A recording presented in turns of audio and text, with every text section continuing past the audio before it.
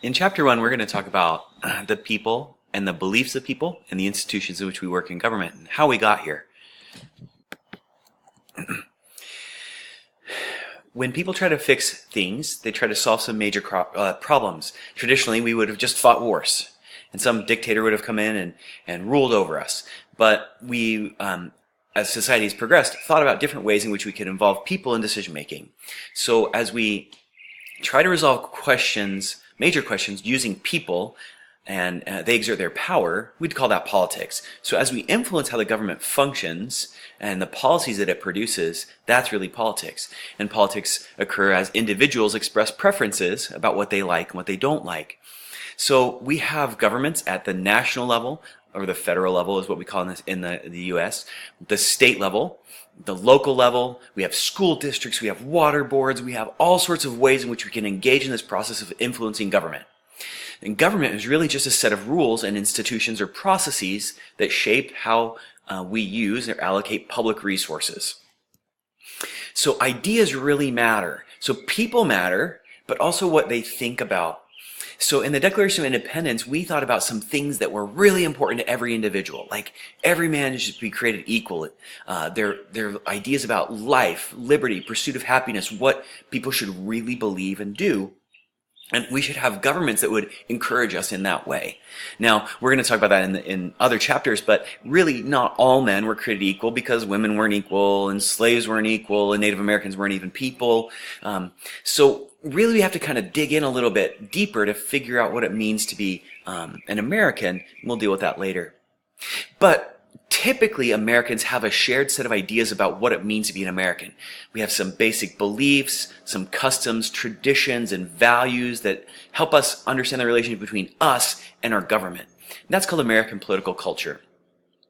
So some of these ideas were about rights that we have, that before government existed, we had some rights. There's some things that we should enjoy, like fairness, liberty, freedoms. We should be able to be happy. There should be some commitment to social freedoms, political freedoms, economic freedoms. Government shouldn't be interfering in our business. We should be able to pursue our own dreams. We believe that generally people should be equal. Now that doesn't exactly work out the way that we all think because we all have different ideas about what it means to be equal. Equal in outcome, equal in process. Nevertheless, we've come to these ideas about what we think it should be equal, and equal should be important. We also believe that Americans should have the ability to have a say. That people have power. In fact, every individual holds a little bit of power because we all have the ability to vote. Now, there's some big people like Locke and Montesquieu who talked about what it meant to be involved in a democracy and how that power should work out. You can look at those more in the text. We're going to skip through some of those things. We believe that people have natural rights, that everyone was born with some abilities, but also we agreed that everyone should give up a little bit of that freedom in order to make society work better. And we call that the social contract. So we give up some of those freedoms in order to make sure that everyone is protected in our society. Now, Thomas Jefferson thought about the pursuit of happiness, that if we worked hard and sacrificed, we had some talent, then everyone could achieve this American dream. And now, it doesn't exactly work out that way, but we try. And that's why we bring immigrants, and that's why people come here, this idea that we could have self-fulfillment. Now, these are general American ideals. They are not held in other countries, but they help us be who we are. We also have used over time some historical beliefs about what is important, the separation between church and state, but nevertheless we have some religious foundations in our country. And interestingly, most of us hold this idea that America is exceptional. It's this unique place in which we can be better, and it's better than everywhere else in the world. Now, there was some history that we probably should talk about. We'll let you read those in the book, but really there's this process of colonization that led to people having a little bit of self-rule and these ideas that, maybe we should have our own independent state. We had some wars, some treaties, we had some ideas about how this should all happen. We had some government oppression from the British government. We said, hey, we're done with all this. And we said, we're going to be independent. Now, this independence fed other revolutionary ideas throughout the rest of the world as well. People wrote ideas about what it meant to have a political institution that was free and governed by Americans and sovereign people. We challenged the legitimacy of the British monarchy. We said, we're going to be unique. Now Jefferson wrote the Declaration of Independence, and that set us on a different path. These ideas are unique and interesting because not everyone was free, not everyone could be involved, but at least it started us on that path. We had all sorts of different experiences. Women, for example, couldn't own property. They couldn't vote. They were excluded from public life, yet they still opposed this sort of oppression from the Brits. Interestingly, as we sought for independence, indigenous people were left behind. It was like they're kind of unique, but not really. Are they a country? And over time, we'll find out that it's not really clear where they fit into who they are in terms of Americans. Now, we had these processes that started these independence movements. We had the Revolutionary War. We had some loyalists, we radicals, some moderates. We'll talk about those a little bit later. Now, I'll let you go through all that other stuff. Technically, the American Revolution wasn't really a revolution. We didn't overthrow the government. We just kicked ourselves out of the British Empire. But really was it a set of revolutionary ideas that government should be established based on natural rights and individual liberties. It influenced other future revolutions, and now it led to new political institutions in which we could use our own ideas to construct our own future. And it wasn't governed by a single king or by somebody else. It was like our ownership of what the world would look like. Now,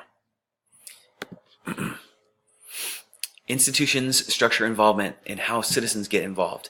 So individuals own the government, and we tell the government how much power they have. Now, in different types of governments, like totalitarian governments, or authoritarian governments, or monarchies, or oligarchies, they have different levels of power.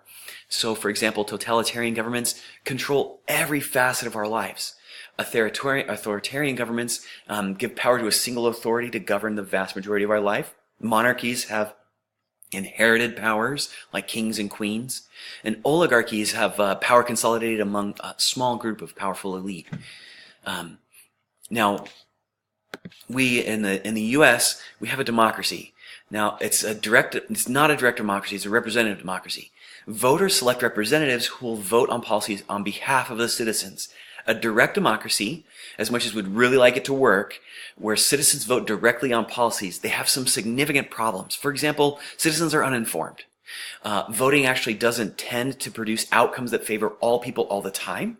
Direct democracy is an ideal system, but it doesn't work in practice. In fact, representative democracy is probably the best solution we have on how we can get individuals' preferences into government. When we elect a representative, we give them the opportunity to be involved in the decision-making process, and if we don't like their decision-making processes or how they allocate power, we have the power to remove them from office and put somebody else in to represent our interests. Now, the Constitution is the most important political institution. It creates other institutions and places limits on government. These are some of the things that we struggled with in the Revolution. From the period of 1776 until 1789, we were under these sort of loose agreements between states about who had power. And in the end, the states had all the power. And these states controlled every facet of every individual's life in terms of what rules and restrictions we had. When we came together, we'll talk about this later, in the Constitutional Convention, we crafted a constitution that bound us in a federal system, but it placed limits on what that system could do. So each state agreed to give up a little bit of power in order to have a federal government that would sort of standardize the power and standardize protections across all other individuals. But our Constitution said, hey, you don't have all of the power in the whole world to do whatever you want. So the Constitution creates this framework on how we engage in the political system. We have a constitutional republic. Citizens elect representatives that make laws. Citizens don't vote on laws directly. Limits are placed on the power of the government, especially in terms of the people's rights. We think about the Bill of Rights, for example, the first 10 amendments of the Constitution. They limit what the federal government can do because we have these powers. And we say, federal government, you cannot come in and take away some of this liberty that we have of our own accord. Now, the Constitution is the highest law. This is the foundation of all the other governments are structured. This is an important part. Now, the other thing that we have coupled with these democratic structures are economic structures. These economic structures matter. I mean, obviously you could take another econ class, but economic structures matter because they deal with how we allocate resources of production and generation of income. Now, in our American ideals, we believe that freedom is also a component of our economy. In communist systems, the governments control the production and distribution of goods and all these services. In a socialist system, private firms operate with significant government intervention, or even the government could control some of the production there too. In a capitalist system, private firms make most of the decisions involving production and distribution of goods and services, and the government is really mostly out of it, but they do regulate in some ways. A laissez-faire system is a completely unregulated capitalist system. Now, the U.S. system is a capitalist system, but it's not a laissez-faire system because we've given our government power to regulate a little bit about our economy to help control and protect us from some of the natural economic forces that might undermine our ability to be free and to take over in cases of some market failures. Now, we can't decouple this logically because we haven't lived maybe in other places, but our democratic system, our economic system are pretty closely tied to some of these American ideals about freedom and independence. Important final points about American government. So we have some shared ideals. These common ideals are called political culture. The political culture happens as we, as individuals, participate in government, as we learn from our parents, from our other institutions about what's appropriate. But these general ideals involve life, liberty, the pursuit of happiness, some inalienable rights, things that can't be taken away from us from government. We set up governments in order to help us achieve these goals, like the American dream. We use this government tools and institutions to allocate power to protect individuals or to allow individuals to have some freedoms. Now, this is not always easy because we have to make some hard decisions about who's an American, what sort of power should be allocated in which ways. Equality is not the same for all people. For example, equal in terms of process means that everyone might be able to vote, but some people can't vote because it's hard to register. Equality of outcome, which is an alternative to equality of process, would mean that everybody is equal in terms of everything that they get, which is also limits people's freedoms to grow and achieve the American dream. So all of these things about liberty and equality mix and mash, and you'll see some of those examples in the textbook. For example, about religious freedom. Do we allow everybody to participate in religious freedom, and in what ways? Does it harm individuals? Does it protect society? I think about, for example, in gun rights, every individual has this right maybe to own a firearm, but if we don't restrict that right, then the consequence of that individual liberty might impose on other people's individual liberties. So this complex system of politics involves using institutions to allocate power to individuals to make decisions on our behalf. Those generally involve or revolve around economic freedoms, social freedoms, and other freedoms because Americans really about freedom.